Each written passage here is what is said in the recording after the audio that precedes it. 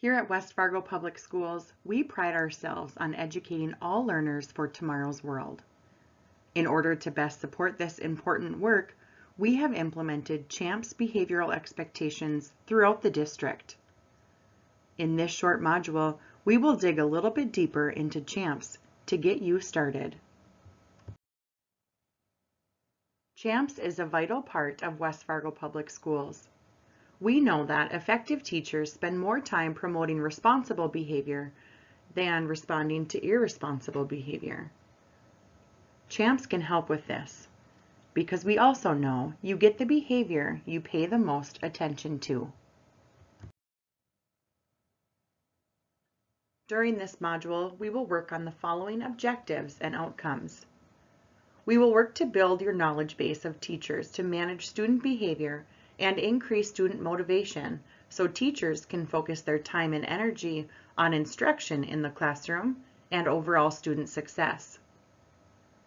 We will look at specific techniques for creating classroom climates where all students are engaged and motivated. And we will end by reflecting on our current practice and create a plan to implement CHAMPS strategies within the daily classroom.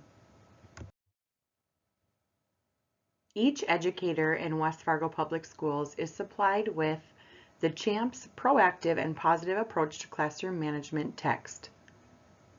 This will be an important tool as you start doing this work.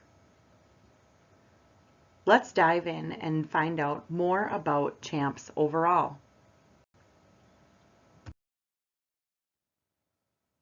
Most importantly, CHAMPS is an approach, not a program. It can fit in well with what you're already seeing within your building. CHAMPS enables teachers to establish clear expectations with logical and fair responses to misbehavior. It also allows teachers to optimize their instruction time. It provides a framework to motivate students to do their best. And through using CHAMPS, students are taught how to behave responsibly, with clear and common expectations. As a system, we must have structures and routines in place to provide student safety, student academic and social achievement, and a positive climate. STOIC is a proactive and positive behavior support system that will help us do just that. When we build positive relationships with our students can trust us and follow the structure and routines we want them to learn. Now we'll take a look at what STOIC stands for and how it might look at your building. The S in STOIC is for structuring your classroom for success. T is for teach behavioral expectations to students. O is observe and supervise.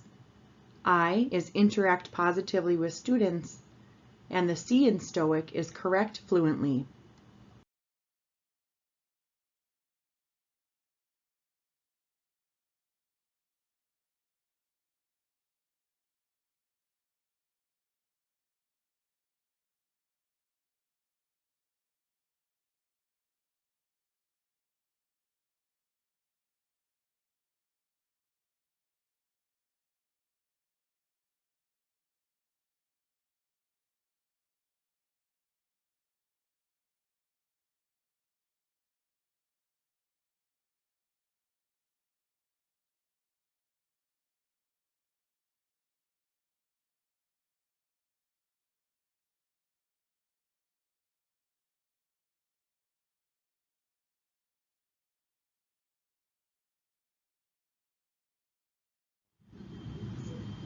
The S in STOIC is for structure. Structure is having routines and systems in place for the whole program and for your individual groups to follow. This can be anything from your physical setting, schedule, routines, procedures, snack time, transitions, bathroom breaks. Structure is also being prepared with lesson plans, schedules, and daily materials. Teachers must also think through creating line orders and seating charts as needed. We want to ensure that transitions run smoothly and in a timely manner. We also want to ensure that our environment is conducive for each activity throughout the day. Having a high level of structure in the instructional setting can have benefits for both students and staff. An effective arrangement of the physical environment increases on-task behavior, it increases the perception of safety, supports a respect of others' personal space, can make it easier to use the curriculum visuals, and allows for teacher movement or active supervision, proximity to our students. Consider a trauma lens as well. A well-designed classroom environment promotes a sense of safety and security for students impacted by trauma. It incorporates routine and predictability for those who might not like change. Here's an example of some things to reflect on when you think of the overall structure of your instructional space. This is beyond the classroom setting and can also be applied to physical education, music, art, library media, hallways, anywhere in the school building where students are present. When we reflect on the overall structure, think about the traffic patterns. Are they clearly defined, and do they allow movement without disrupting others? Do students and staff have easy access to enter and exit the classroom or instructional space?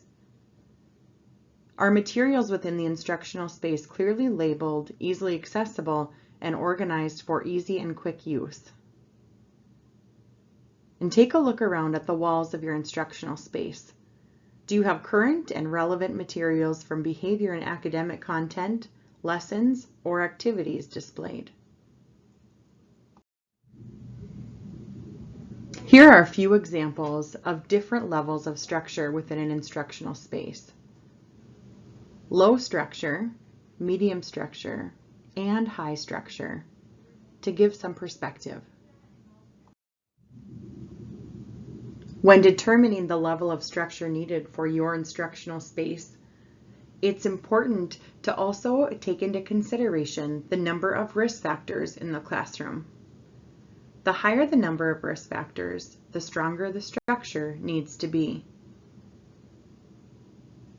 Consider things such as assigned seating, detailed procedures, increased space, traffic around the classroom, and structure of your overall day.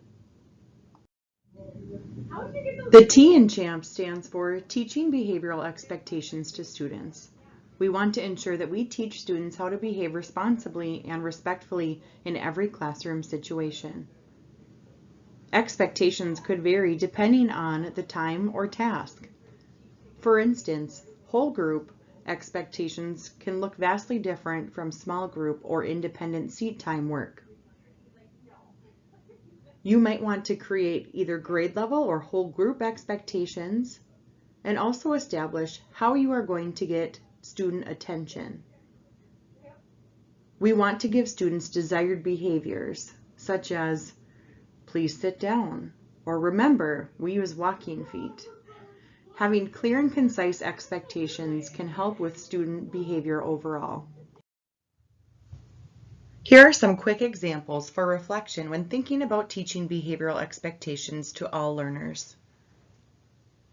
When reflecting on our teaching of expectations, we first need to determine if they align to the school-wide expectations, and do they support a common language for students? Are they observable and measurable? Also, are they posted somewhere in the learning space so that they can anchor students? Reflect upon both teaching and reteaching of behavioral expectations. This is important at any point in our instructional year. The O in STOIC is for observe and supervise. Observing student behavior in objective ways and using meaningful data to monitor trends across time can be beneficial to our learning environment. Staff should be consistently visually scanning their instructional space, moving around the learning area, and observing what is going on at all times. It's also important to keep proximity to students to prevent misbehavior. Here are a few examples of reflection items for observing and supervising. Think about your overall engagement strategies, the wait time you use for instruction, and also the percentage of students who are typically on task within your instructional space. The I in STOIC is interact positively with students. As the instructional leader, we want to focus more time, attention, and energy on acknowledging responsible behavior than we spend responding to misbehavior. We strive for a high ratio of positive to negative or corrective interactions, keeping a ratio of 3 to 1. Interacting positively with students can help in building positive relationships. We want to be using a positive tone of voice and have positive body language, giving students positive reinforcement and specific praise as we move throughout our instructional day. The C in STOIC is for correct fluently. We want to respond in a brief, calm, and consistent manner, being clear and direct when correcting any misbehavior. This helps to ensure that the student learns and exhibits appropriate behavior. We want to reduce the amount of misbehavior, reuse strategies that work, and reteach behavioral expectations when needed. One helpful way to think about the acronyms provided are STOIC is mainly for the staff and self-reflection for overall expectations, whereas the CHAMPS acronym lays out clear and common expectations for the students in our learning zone. Let's do a quick review of the CHAMPS acronym. C is for conversation, H is for help, A is activity, M is for movement, P participation, and the S is looking back on the STOIC acronym, we can see that CHAMPS is derived directly from the T in STOIC, teaching behavioral expectations to students. This is how we ensure students know the expectations to behave in a way that's responsible, respectful, and safe in our instructional space. Through implementing CHAMPS in our instructional space, we can provide guidelines for success to ensure that students are respectful, responsible, and safe in our instructional space. Setting clear and concise CHAMPS expectations gives us our guidelines for success of being respectful, responsible, and safe in our instructional spaces.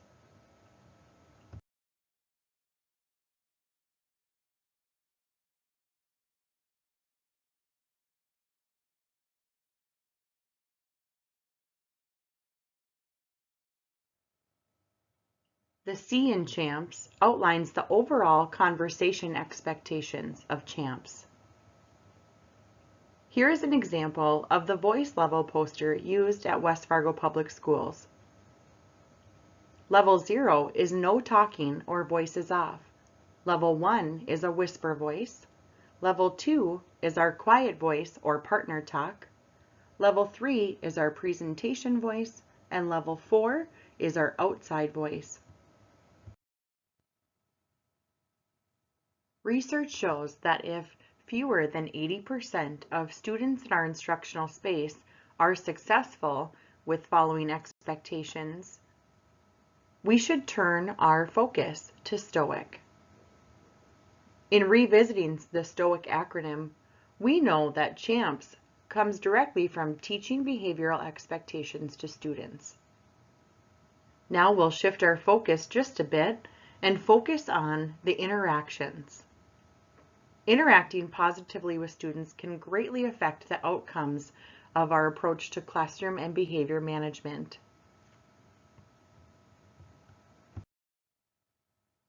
The way in which we interact with students throughout our instructional time can play a big part in the following of behavioral expectations. Shifting our focus to the ratio of interactions is an important part of this work. What does research tell us about the ratio of interactions? Interactions with students are considered positive or negative based on the behavior in which the student is engaged in at the time the attention is given. If you remember from the beginning of this module, the behavior you pay the most attention to is the behavior you will get more of in the future. Students learn the appropriate behavior in the same way a child who doesn't know how to read learns to read. Behavior is also taught through instruction, practice, feedback, and encouragement.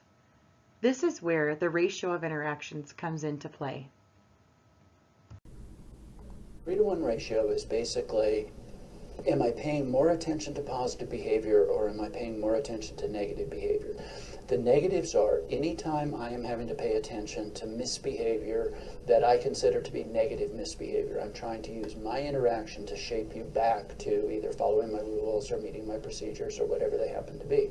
So I want to make sure that I buttress against that possibility by you also saying, it is actually easier to get my attention and more satisfying and a better kind of attention to get attention from me when you're exhibiting pro-social behaviors. If I had to correct you right before you left my class today, but I see you later in the hall and you're not even coming to my class, but I say, Devin, very good to see you. Having a good afternoon? There I am at a 1-to-1 with that kid, where that kid has seen, okay, he did correct my behavior and he said I need to be doing X or Y, but also he doesn't seem to hold a grudge. Just his saying, hey, good afternoon, Devin. Yeah, how you doing? Has communicated. We're, at the very least, we're back to even. The next day when you're walking into my class, I say, hey, Devin, good to see you today. How are you?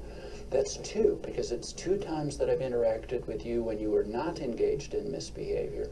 Neither of them in this particular case involve praise, but they're 2 demonstrations that you don't need to screw up or annoy me to be noticed by me. And then if a little bit later in class I get the class engaged in an independent work period and I just come over and I just look at the quality of your work and I just say, hey, it looks like you're doing great. Please let me know if you have any questions. That just acknowledges that I noticed your on-task behavior, and that puts me at 3-to-1. But it's basically you want every kid to see all of the adults in this school are much more interested in capitalizing on and solidifying strength than they are just trying to catch weakness. If I'm not careful, I can end up paying so much attention to misbehavior that my kids who are starved for attention find, if I do what this guy wants, he doesn't even notice I'm here. But if I annoy him, I can get his attention like that. I definitely want to avoid that.